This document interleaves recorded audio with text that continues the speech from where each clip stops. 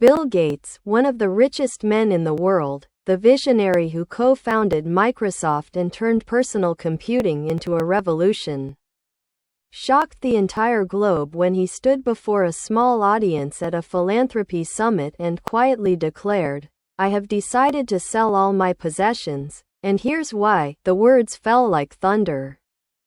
Because the man whose life had been defined by unimaginable wealth, whose portfolio included mansions, private jets, luxury art, and billions in stocks, was suddenly suggesting that he was ready to give it all away, and the world began asking, why would a man who had everything, from fame to influence to a fortune bigger than the GDP of many countries, suddenly choose to walk away from it?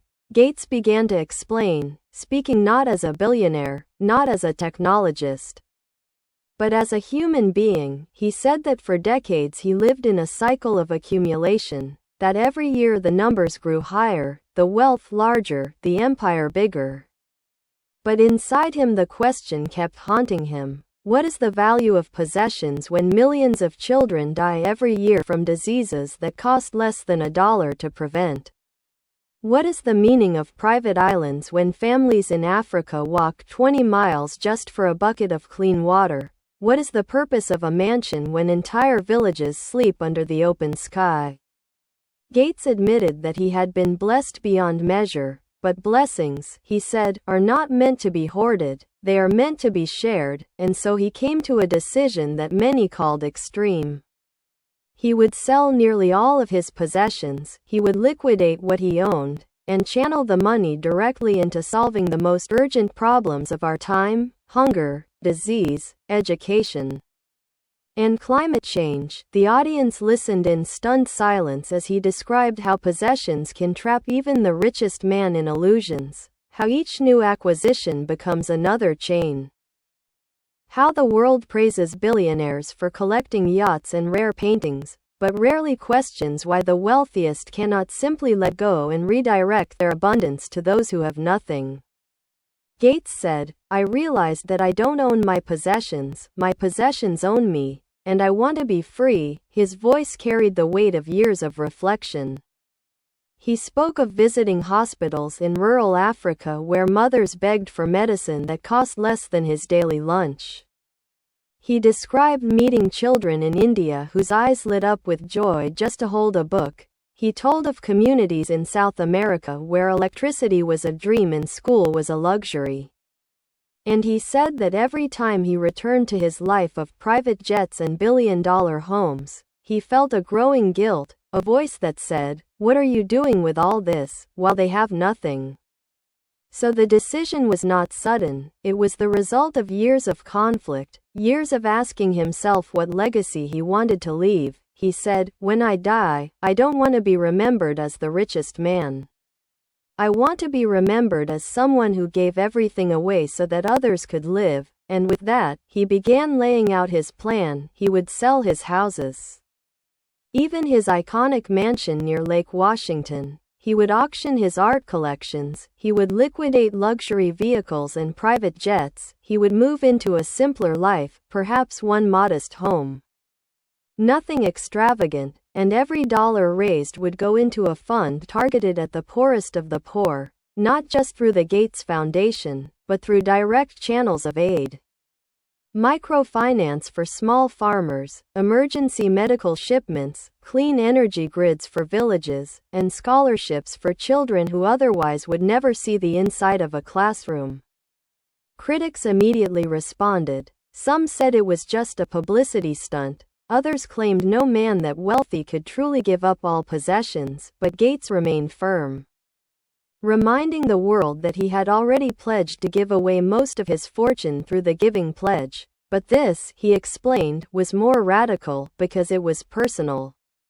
He didn't just want to give his money, he wanted to live without the burden of excess. He wanted to model a life where even the richest man can live simply. Gates described waking up in his mansion and realizing that no matter how big the room, he could only sleep in one bed. No matter how many cars he owned, he could only drive one at a time. No matter how many chefs he employed, he could only eat one meal, and in that realization, he found liberation. Because the truth was, he didn't need more, the world needed more. Gates reminded the audience of the ancient wisdom repeated across cultures, that true wealth is not measured by what you keep, but by what you give, and he confessed that even though philanthropy had been a part of his life for decades, he still felt bound by the illusion of ownership, and now he was ready to let it go. I am not taking anything with me when I die, he said, so why should I cling to it while I live? These words sparked headlines around the world, some praising him as the ultimate humanitarian, others accusing him of hypocrisy. Yet many ordinary people felt inspired. They began asking themselves what possessions weighed them down, what could they live without, what could they share? Because if the fourth richest man in the world could let go, then surely we could too. Gates said his hope was not just to redistribute wealth, but to start a conversation, to ignite a movement, to make the richest of the rich rethink their lives, to make everyday people re-examine what really matters. He argued that we live in an age where billionaires race to buy rockets and islands, while millions starve, and he asked, what kind of history will that be? When archaeologists of the future dig up evidence of billion-dollar yachts while finding graves of children who died from hunger, his voice trembled as he spoke, but it was not weakness. It was conviction, the conviction that he had found his true calling, not in owning, but in giving. Gates also revealed that his children supported his decision, that he had told them they would inherit only a small portion of his fortune, enough to live comfortably but not lavishly, because he wanted them to build their own lives, to contribute their own value to the world, not to depend on wealth they didn't earn. He admitted that some of his friends, fellow billionaires, were shocked, some even angry, warning him that he was setting a dangerous precedent, that if one billionaire starts selling everything, public pressure will mount on others to do the same. But Gates smiled and said, maybe that's exactly what needs to happen. The world erupted with reactions. Some called him a saint, others called him naive. But what could not be denied was that his decision had sparked one of the most dramatic conversations of our time. The conversation about what money is for. About whether we are defined by what we have or by what we give. And Gates concluded his statement with words that will echo for generations. I built Microsoft to empower people with technology. But now I am selling everything I own to empower humanity with hope, because in the end, my possessions are meaningless if I cannot use them to save lives. And with that, Bill Gates walked off the stage, leaving the audience in stunned silence, leaving the world with a question: if the richest among us can let go, why can't we?